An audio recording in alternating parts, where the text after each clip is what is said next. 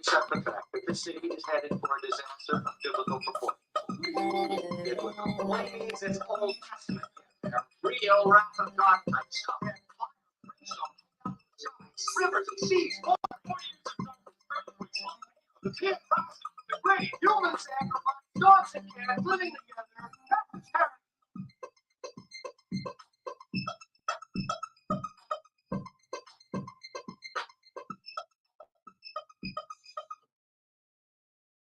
Donald Sutherland, whose ability to both charm and unsettle, both reassure and repulse, was amply displayed in scores of film roles, as diverse as a laid-back battlefield surgeon in MASH, a ruthless Nazi spy in Eye of the Needle, a soulful father in Ordinary People, and a strutting fascist in 1900.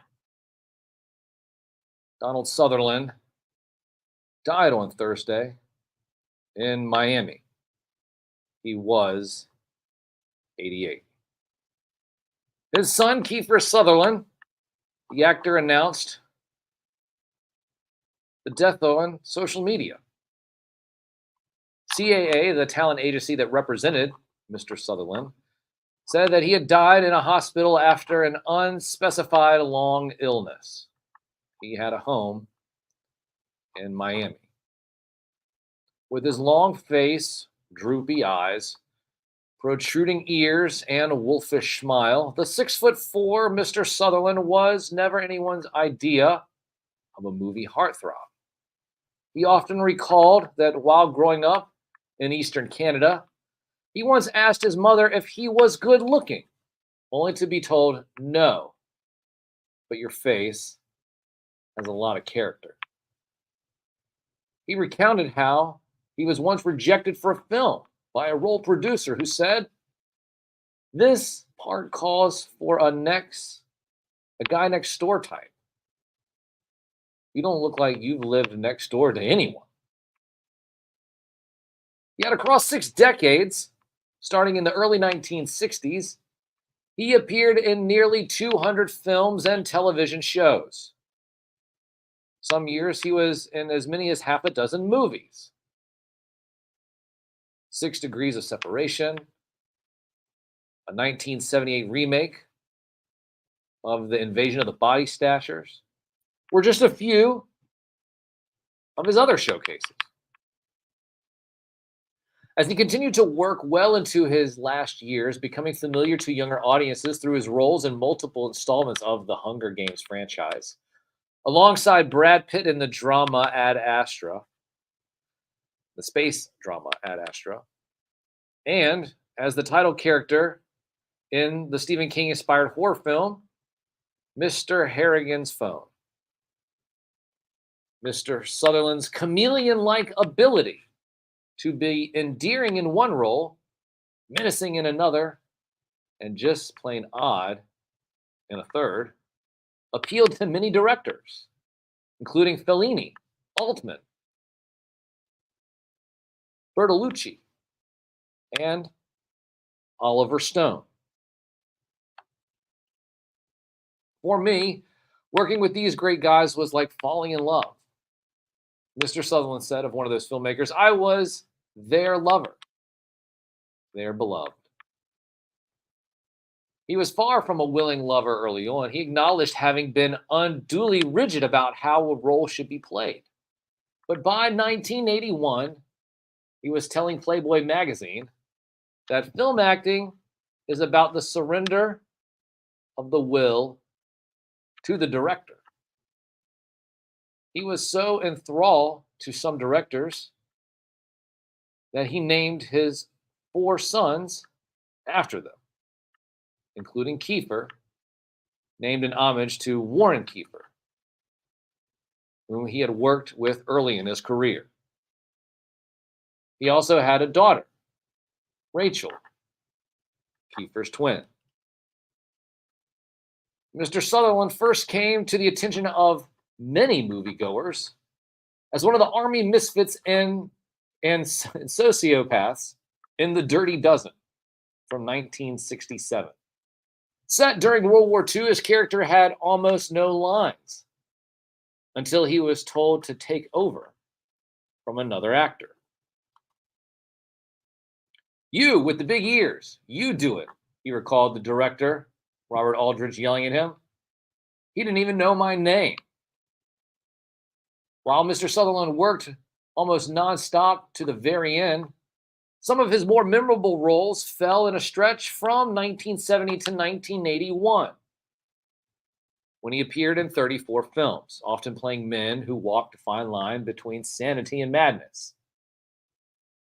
1900 and Bertolucci's 1900 and 1976 is heavily made up in Fellini's Casanova, also from 1976.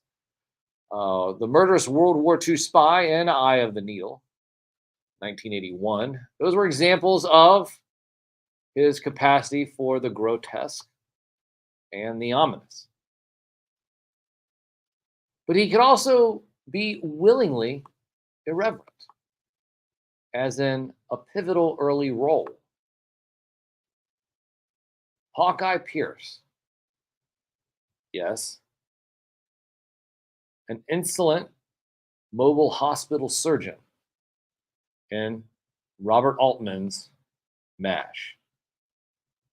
Set during the Korean War, but with distinctly Vietnam-era sensibilities. 10 years later, he stretched his emotional range further in Ordinary People. Robert Redford's debut as a director, in which he played a beleaguered suburban husband and father struggling to hold his family together after a son drowned. Through this character, many seem weak. He's really the one in the family with some idea of what is wrong, as it was said in the New York Times article at the time. One of the actor's more controversial roles was Nicholas Rogue's Rogue. Anyways, it was in Don't Look Now from 1973, which was set in Venice and has supernatural overtones. Also, in 1971, there was another movie, Clutie, anyways, with Jane Fonda. And of course, in 1971, he met Miss Fonda and other actors in a comedy troupe called the FTA that toured military towns performing satirical sketches infused unmistakably with anti-Vietnam War spirit. The group's initial stood for Free the Army, though soldiers recognized a far less dainty meaning. Although Mr. Sutherland's politics leaned leftward, he told Playboy, "I don't like doing anything political within the United States because I am, after all, Canadian." But he added, there was a huge Canadian participation in the war. So I felt on this, I had a right. Despite the critical acclaim that he usually enjoyed, he never received an Academy Award nomination. There were other honors, including a 1995 Emmy for his role in Citizen X, an HBO film. He won 2 Golden Globes, also for Citizen X, and for his 2002 portrayal of the presidential advisor Clark Clifton in HBO's Path to War. Some years, Mr. Sutherland was so busy racing among film projects that he lived life almost as if he were double parked. Well-received performances included his pot-smoking professor in National Lampoon's Animal House, Mysterious X in Oliver Stone's JFK, the self-important father in 6 Degrees of Separation, the kindly Mr. Bennett in Pride and Prejudice, a lavish astronaut in Space Cowboys, and the president in the dystopian Hunger Games series. There were Pans too. Day at the Locust, Apprentice to Murder, Spies, which was a failed 1974 attempt to rebottle the allure of MASH. Mr. Sutherland was well aware of the stinkers.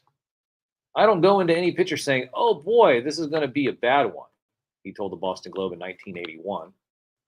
I try to be right, but when I'm wrong, well, I'm really off the wall. His earliest acting gigs were on stage in London, where he had gone to learn his craft. But his was not a notable theater career. He received reasonably good reviews in 2000 for his performance that was staged in Los Angeles, Toronto, and London. But notices were disastrous in 1981 for a Broadway adaptation of Lolita.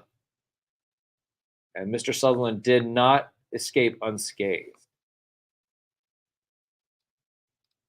As writers for the New York Times at the time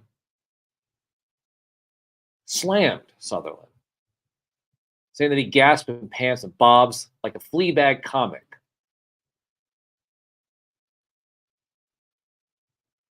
Pants and bobs like a Fleabag comic. That particular play closed down after only 12 shows. Born on July 17th in the year 1935, Donald McNichol Sutherland was born in a coastal town of St. John in New Brunswick. One of 3 children, Donald lived his formative years in Bridgewater, Nova Scotia. As a boy, plagued with ill health, bouts of hepatitis, fever, polio, left him with one leg shorter than the other. 1970, when filming Kelly's Heroes in Yugoslavia, he came down with spinal meningitis. I went into a coma, he told an interviewer years later. And they tell me that for a few seconds, I died. Mr. Sutherland went to schools in Bridgewater, where he worked as a disc jockey at a local radio station at age 14. How about that? At a radio station. Then he attended the University of Toronto, graduating in 1956 as an English major after having switched from engineering, a field that his father had urged him to go to as a possible fallback. But the acting bug had bitten. Post-university, he went off to study at the London Academy of Musical and Dramatic Art. But he dropped out after a year in favor of actual stage work. His apprenticeship was with repertory companies in England, sprinkled with bits and parts on London stage, and now and again, British television. He caught the eye of an Italian film producer and director, Luciano Ricci, who cast him in a 1964 movie, Castle of the Living Dead. It was directed by Warren Kiefer. I was always cast as an artistic homicidal maniac, Mr. Sutherland told The Guardian in 2005. But at least I was artistic. His performances were apparently artistic enough to draw the attention of accomplished filmmakers, and by 1967, he was one of the Dirty Dozen. In 1976, relatively early in his career, Mr. Sutherland was asked by Newsday which of his films he found most satisfying, citing Casanova. Never mind that the movie was panned by many critics, as was his performance, his answer reflected his dedication to directors. Working for Fellini was the best experience of my life. For an actor, there is no one like him. More than anyone else in the world, you submit to Fellini. He is the master. and you go and serve.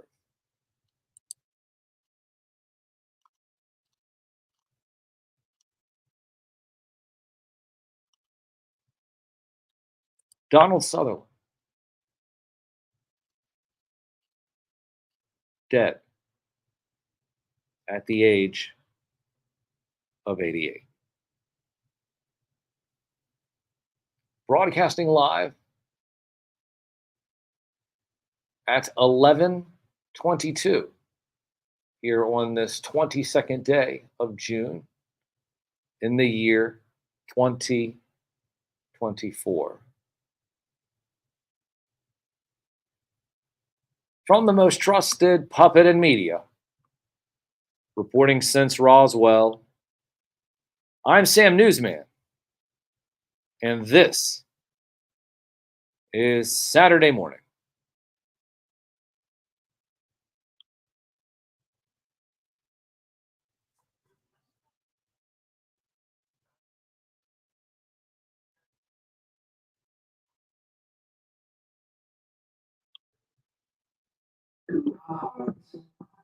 You like to see your work apart. Ooh, goodbye, constant. You mark a guy here. It's all memories